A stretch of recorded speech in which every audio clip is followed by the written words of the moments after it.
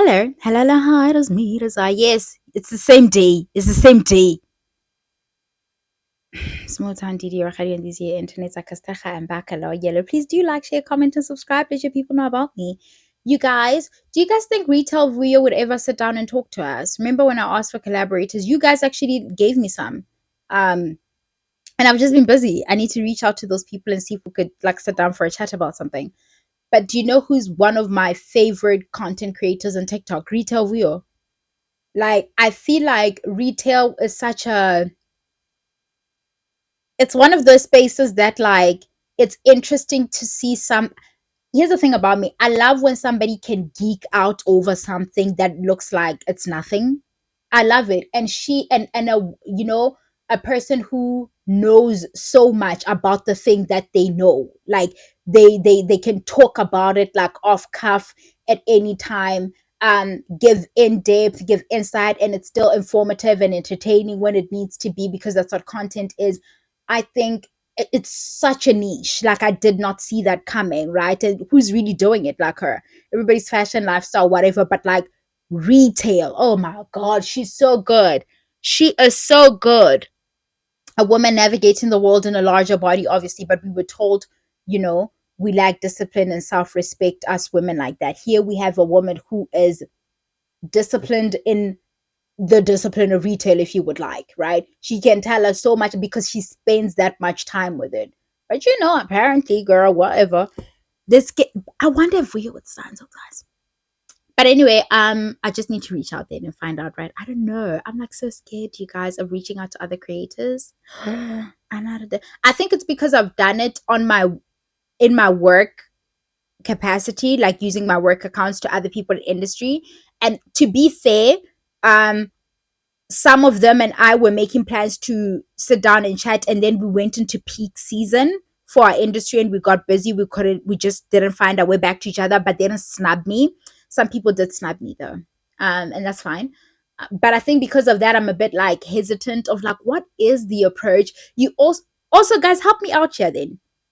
What is the approach? Because you want it to be fair. And I think for me, it's always that because my platform is so small, um I just feel like, what am I offering them in return? Like it has to be somewhat of an exchange, yes. And I don't feel like it's a maybe I don't rate where I'm at in terms of like putting out content. So I just feel like numbers wise, they doing better. What's the approach, guys? And what's the sell? And what am I selling them in return? Like, what are they? How is this a give and take? I don't know, you guys. I think that's why I'm a bit whatever about it. But maybe a month ago now, 3 weeks ago, fashion designers took to the streets and they marched and they handed over their memorandum to the relevant authorities complaining about the state of the industry, their industry, right? And then not too long ago, I think Vuya did cover this. If she did, I'll just put a clip here and then the rest of whatever video she did on that, because she talks a lot about counterfeit designer goods and the impact of that. And I think for a person like me, like I truly and wholly believe in wearing fake Gucci. Like not for me. Like I don't care about name brands and I don't want to put them on my body. Like maybe it's because I'm just a brokey. We never know. But I'm not drawn to like those brands. I'm just not. Nothing wrong if you are, by the way. But I'm fine with you buying fakes. Where I'm not fine with you buying fakes is when it's local designers. That's the only time I have problems with Fugazis. Like, and I don't know if that's something about me that I just feel like that money doesn't like really do anything for the local economy. And I think the issue is, and Vuya does a great job of trying to explain this to us. When the designers took to the streets to say, what they needed to say, voice out their grievances, I went through the comments and stuff and I realized that people like Vuyo and us amplifying spaces that they're trying to create will go a long way in educating the masses as to what are the implications of shopping on fast fashion brands, which I do, you guys. This is not a call out on, oh, you guys are doing this and I'm slow fashion. It's not. right? But us trying, there's a lack of understanding, I believe, for the average South African. There's a lack of understanding as to the damage that is done when we import the way we do, but also we wear counterfeit of our own local designers. People don't have the understanding of the intricacies and the spider web that is an industry, and how that affects the unemployment in this country. People don't see fashion as an industry employing people. They don't have the understanding that there's a textile industry.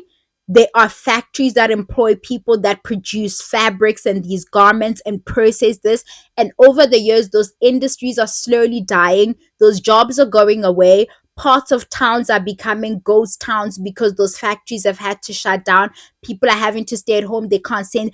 We don't have that lens when we think about fashion, because again, there's this need to dwindle down anything within the creative space to nothingness, to relegate it to non-importance, as if your little fucking miserable lives would not be even more gray, rainy, and miserable without these things existing. Life is not worth living without art, without the things that are expressive, that we get to wear and feel good in, that we get to watch and consume and escape for an hour. These things are not nothing. And in our country, there's such a disrespect and a disregard of the arts overall, outside of just like the fashion space. The way we talk about, let me just make this a two-part then, because another thing that happened is her name Nandi. Mam Nandi also came out to talk about how, again, once more, this we've heard for a while now, for a few decades, even more the past couple of years, about actors complaining about the pay in the industry, the treatment in the industry, how they churn out the talent, how they curate the talent based off no talent, how that's affected the way they're able to live our lives. The way we speak to these people when they use their platforms, or they go on a podcast and they try to lay out their grievances to us, because we've decided what they do is not work. Every day you go home at 6:30 religiously. You sit down in front of the television as a family. You watch Skeem Sam. I don't know if it comes on at half 6 or 7 anymore. You watch it. You get to escape for a moment. As a family, you get to zone in on this thing, and it does something for you. And when you're done, when the person who did the labor that allowed you to experience that escapism, that has probably introduced you to a new topic that you didn't think of from that angle, maybe you learned something. The people who are part of making that production for you, you have very little regard for. Whether or not they ate, their children ate, they can eat, you have very, very little regard for them, because you don't think what they're doing is a real job. You guys say things in the comments like, they must go get a real job like the rest of us. Why can't they it's almost like there's an anger there, where you feel like the work is glamorous, and it's not. It's grueling, just like anything else. You feel like the work is glamorous. How dare they want to be compensated properly for doing something they enjoy doing anyway? The rest of us go to jobs we don't like, and you don't hear us complaining. The truth of the matter is, you don't have an ounce of their talent. You have no passions. You have nothing you're particularly good at and or interested in. It's not like you could actually go and do something else except be at your miserable job. There's also that truth that you don't want to address.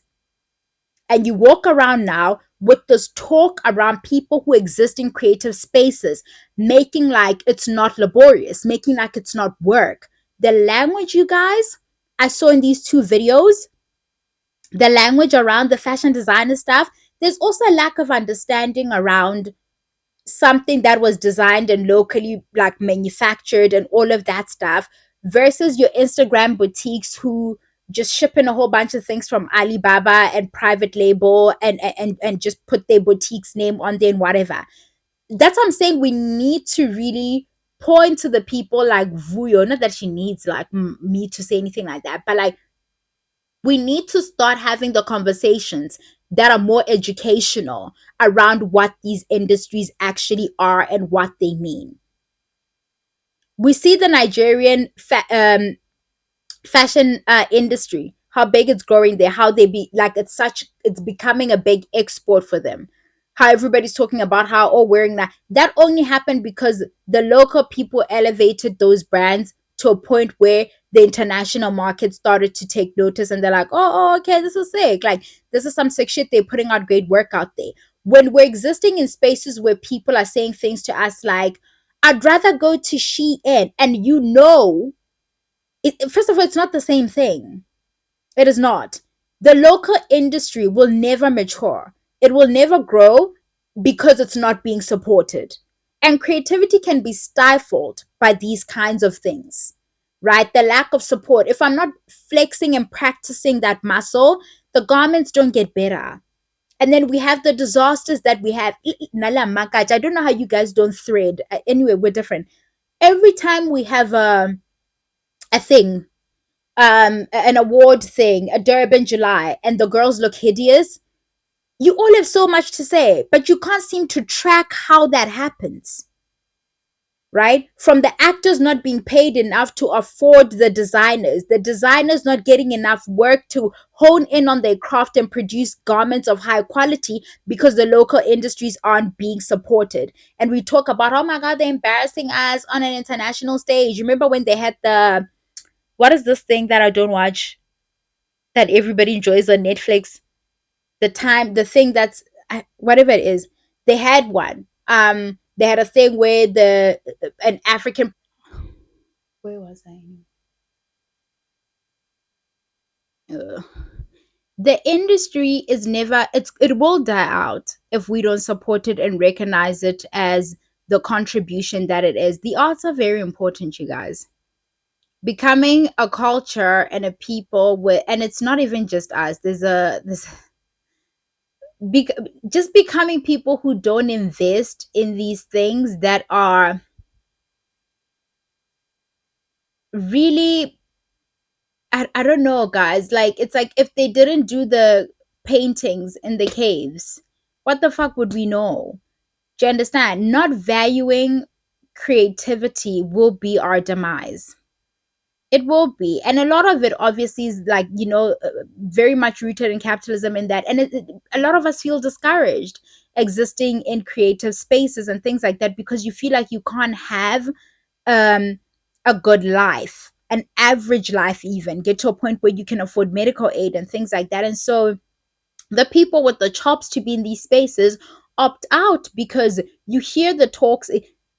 People who could give you the kind of acting of yesteryear that you so much crave and desire, but you don't think those people need to be adequately compensated. We don't even support the initiative. That's the thing about us that I don't like. When the actors come out and they tell us that, hey, there is no recurring income here, even though for the people who produce this, they can continue to sell this production 20 years down the line. And I got that lump sum that one time and I won't be able to see more of that money after that. You don't care.